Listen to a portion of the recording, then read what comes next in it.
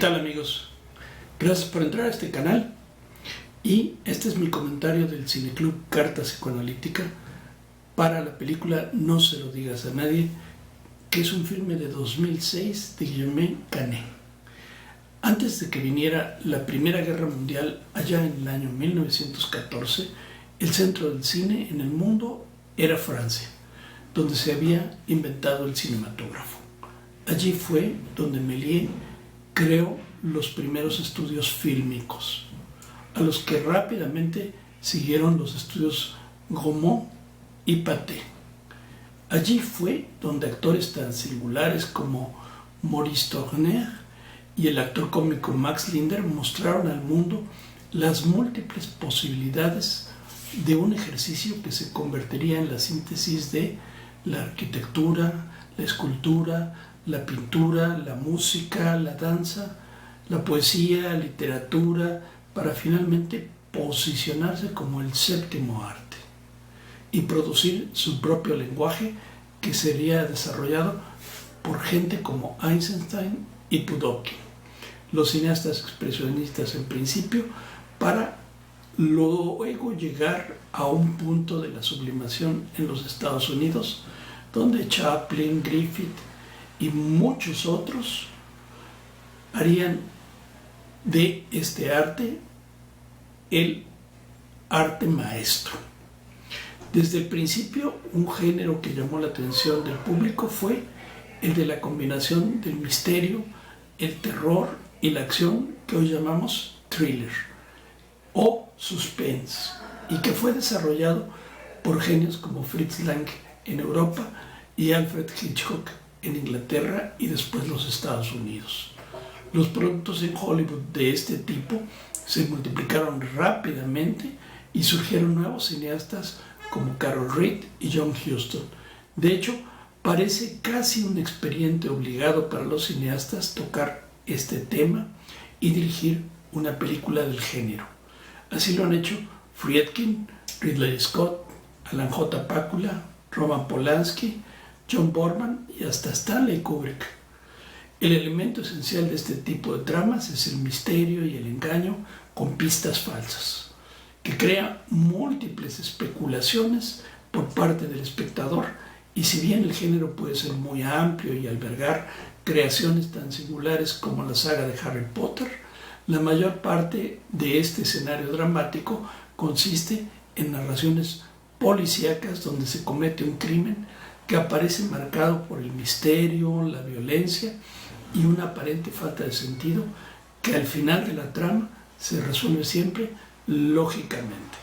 En Francia, tras la Primera y Segunda Guerra Mundial, se realizó un renacimiento del cine francés con este tipo de género, que contó a Clouseau y a Jean-Pierre Melville como algunos de sus impulsores, pero que desarrolló en la siguiente generación de cineastas obras maestras que filmaron Godard y Truffaut. Este cine no ha dejado de dar muestras de talento y agudeza, pero desconocemos la mayor parte de su desarrollo en México y quisimos en nuestro cineclub ofrecer una pequeña muestra de este cine actual de diversión e interés subrayado. La película que me ha tocado comentar es No se lo digas a nadie, que es la adaptación de una novela del norteamericano Harlan Coben, que en la escena del parque aparece como uno de los sujetos malos que sigue al Dr. Frank. Originalmente el argumento del libro se sitúa en Nueva York y el director Canet, un productivo actor e imaginativo director francés, le rogó mucho a Coben para filmar en el contexto francés su trama. Cuando Coben no encontró en Estados Unidos quien quisiera filmarla, quizá por la complejidad, buscó de nuevo al director interesado. La trama es compleja y llena de pistas falsas. En alguna ocasión escuché decir que un psicoanálisis es como una novela policíaca donde al final se devela la verdad. De alguna manera esta película nos lo muestra de esa manera. Frank descubre que su mujer no parece ser quien era, que al parecer llevaba una vida oculta al margen de su amor sin cuestionamientos ni reparos. La muerte parece viva y los twists de la historia nos dejan hasta la mitad de la película el misterio sin resolver y no nos revelan sino hasta el final la fatídica realidad. Por lo pronto parece que le fue infiel, se drogaba, la golpeaba a su amante y hasta estaba ligada con el crimen. Originalmente posicionado como víctima, aparece en distintos momentos como posible perpetrador de varios crímenes ante la policía. Se le persigue y se le intenta detener. No tiene más remedio que correr, las escenas son bien filmadas, impresionantes, y recurrir a las fuerzas oscuras de la delincuencia para sobrevivir. Las fuerzas policíacas no son las únicas que le buscan, sino que hay un grupo de malandros del que sobresale un personaje fascinante, una dominatrix que conoce el arte de lastimar a la gente apretando las coordenadas más inusuales del cuerpo. Ellos matan a su amiga fotógrafa y le preguntan dónde está Margot, la esposa muerta, aparentemente por un asesino serial. Las inconsistencias surgen por donde quiera.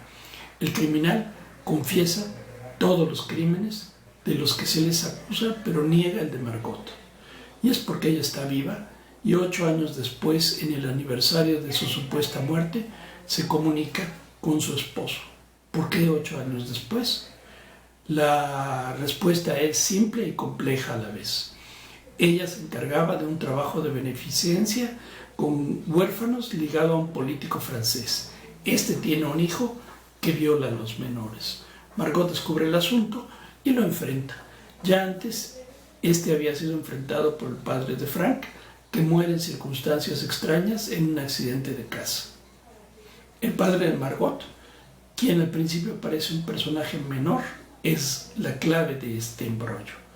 Ha decidido que la única manera de salvar a su hija del asesinato por venganza del hijo del político Nobil es fingiendo la muerte de Margot.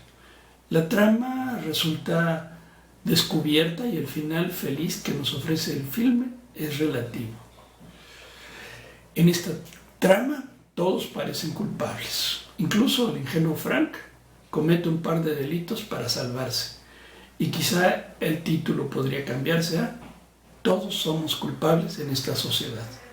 No podría ser de otra manera en el capitalismo salvaje que nos pone a todos contra todos y que privilegia la lógica del sacrificio sobre la del don usada en otras sociedades que no se basan en la acumulación de bienes. El final bonito buscado por la comercialización de novela y el filme es, sin embargo, muy fantasioso.